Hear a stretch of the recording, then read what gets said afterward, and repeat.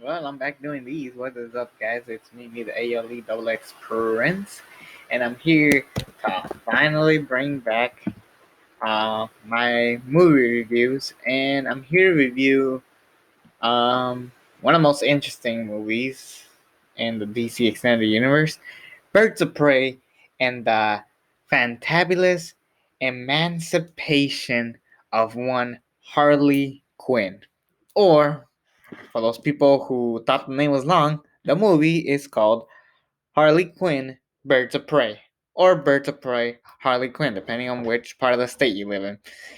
And yeah, this movie has a lot of mixed feelings. So let me just give you some backstories about this movie. So I never saw this movie up to this point. My girlfriend and I were debating. It was Valentine's season. This movie came out February. Well, in Mexico, it came out in January 25, 2000. So if you go to TJ, that's when the movie came out. And then if you're in the States, it came out in February 7. Me and my girlfriend like to celebrate early. So we were debating what do we watch for Valentine's Day. So I wanted to watch this movie. She wanted to watch Sonic the Hedgehog. Very weird coincidence. Like, my girl actually has better taste in movies than I do because Sonic the Hedgehog was actually fun and entertaining. This movie was a little fucking sloppy, to say the least. Don't get me wrong. I like this movie. I really enjoyed this movie. But it was kind of clunky to get to the good stuff. There was a lot of stuff I really, really loved from this movie. And there was a lot of stuff that was just all over the place. For starters, let's get the biggest problem out of this movie out of the way, and that is the title of this fucking movie. Jesus fucking Christ. Was this movie necessarily supposed to be having the weirdest name ever? Um, I never understood why they couldn't just call it Harley Quinn or just Birds of Prey. I know Birds of Prey wasn't a big sell, but here's a very interesting title that I would have gone with, and I would have called this movie Harley Freakin' Quinn. Imagine going to the theaters like, hey, one ticket or two tickets for Harley Freakin' Quinn, please. Like, imagine those people saying that. Yeah, they should have just had like a more common name for the movie, and that would have been great. And the second thing is that this movie is rated R, believe it or not. I don't think it needed to be rated R. Like, keep in mind, Venom was PG. Freaking, I'm trying to think of some other like shitty movies. The Mortal Kombat movies were PG. Um, Trying to think of some other ones that like could benefit. Death Race was fucking. It felt G to me. That's how bad that movie was. But this movie got the rated R. Like this one got approved for rated R. I don't get it. It was unnecessary. Like it was just a bunch of kids cussing and yeah. So like yeah, it was unnecessarily. It was so unnecessary to make this movie rated R. It made no fucking sense.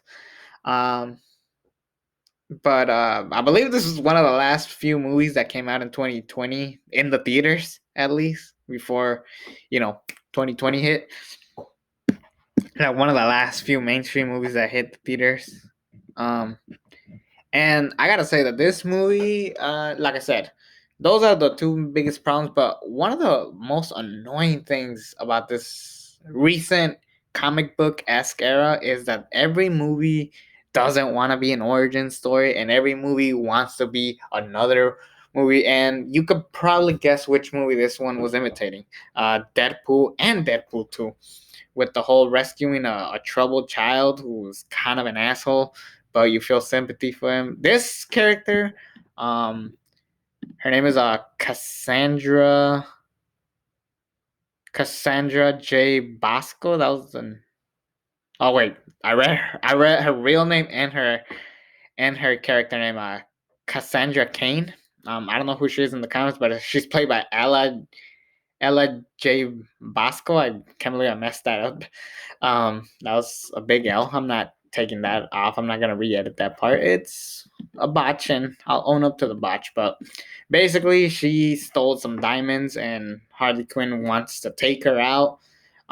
Basically, the Black Mask, played by Ian McGregor, he basically wants the diamond back, and he doesn't care if they have to kill that little girl. He has to do what he's got to do, and he's willing to pay anybody the good amount of money, and he's even wanting to kill Harley Quinn. But Harley Quinn makes an agreement to get the diamond, so she gets her life spared. And part of the reason why people want Harley Quinn dead is because she is no longer with the Joker, and everybody hates her fucking guts. So now that Jared Leto is gone, yes, I know what I said. I know that the Joker's coming back, but yeah, Jared Leto is gone. They even make fun of the guy being gone. It was just crazy. But the point is, um, anyways, around this time, basically all of the girls in the Birds of Prey are kind of doing their own thing. Black Canary, um, played by Jory Smollett, who I think she did a solid job in the movie. Nothing to run home about, but she did a solid job nonetheless. Um, yeah, I definitely want to see what she does. She's basically on the side of Black Mask until she's kind of like the Gamora to Thanos, if that makes sense. Whereas like you have the one of the main characters become the hero in the end. In the long run, we have Rosie Perez, who did a fantastic job as Rene Montoya, a cop. What is it? Rosie Perez? She always plays cops. Like, have you guys noticed that? Pineapple Express. Um, I forgot the flight attendant. I think she was a cop in that one, but yeah, she's like a great role in Cops. Apparently, she just play Cops, but this is no different. Basically, she's the typical cop, does a good job, but they don't see her as that. Some people say because she's a woman. Some people say because she's not as good, or because she let Harley Quinn go. There's a lot of things going on.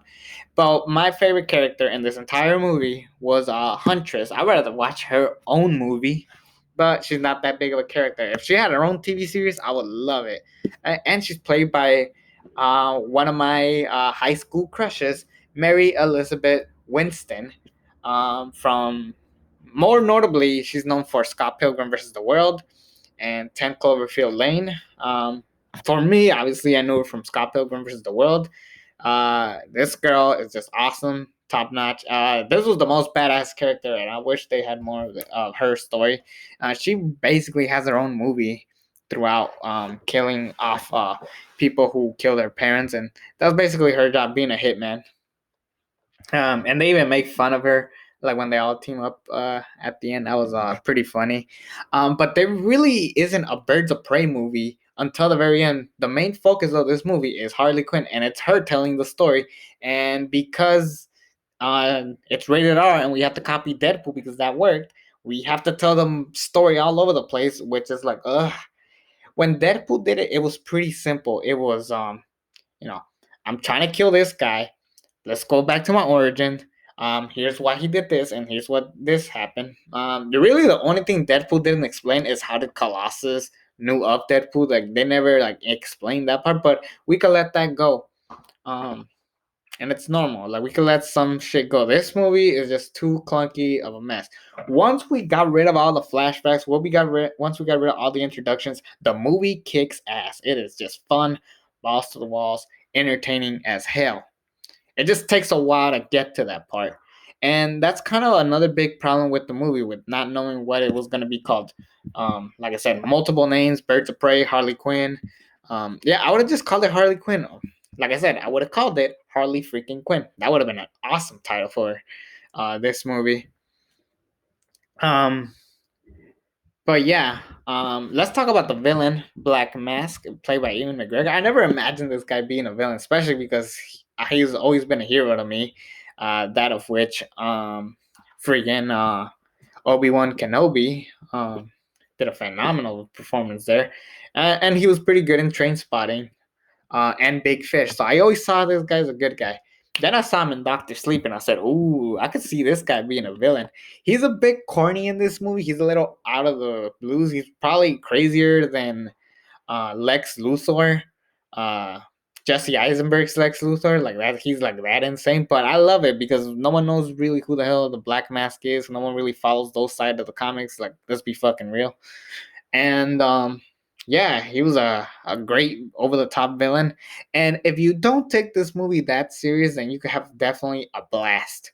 And it does its job right. It's basically a better version of the Suicide Squad, if we were completely honest, and that's mainly because they truly just gave everybody involved full control. Kathy Yan, who was the director of this movie, you could tell she did everything that she wanted to do. She basically talked to Margot Robbie and just said like, okay, what do you want, and we'll just see what we'll get and have a good time.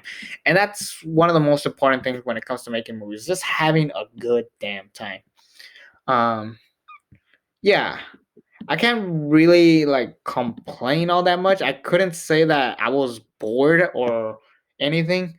I could say that the movie is sloppy as fuck, but it's like it's fine because at least it did its job from getting to point A to point B without going completely crazy, where it's to the point that nothing makes sense, unlike other movies in the past.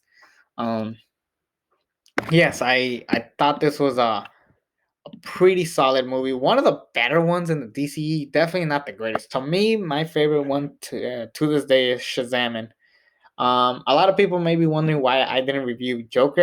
That is not part of the DC Extended Universe. If you want me to review that movie down the road, then comment down below. Yeah. So I really don't have anything else to say. The movie's pretty short. Believe it or not, it's like an hour and 49, not really 2 hours.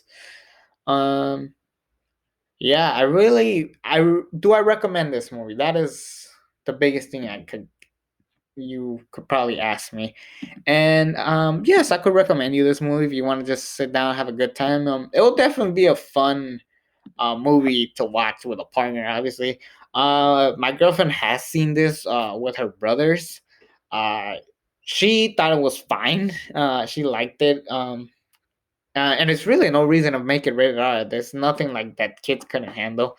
Like obviously it has cursing and um okay, there's a brief scene where Rosie Perez kind of shows some cleavage, but it's nothing to the point where it's like, oh my god, what the fuck am I watching? No. So yeah. Definitely one of the better movies in the DC extended universe, but that is not saying much. Especially when it comes to the next movie I'm gonna talk about. Yeah, I would recommend it if you just want to go sit down and have fun. Definitely a good movie to watch during quarantine.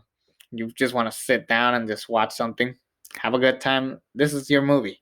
It's me, the ALE Double X Prince. Nothing else to say except to keep rocking on. One more movie in the DC Extended Universe to go, and until then, I'm out.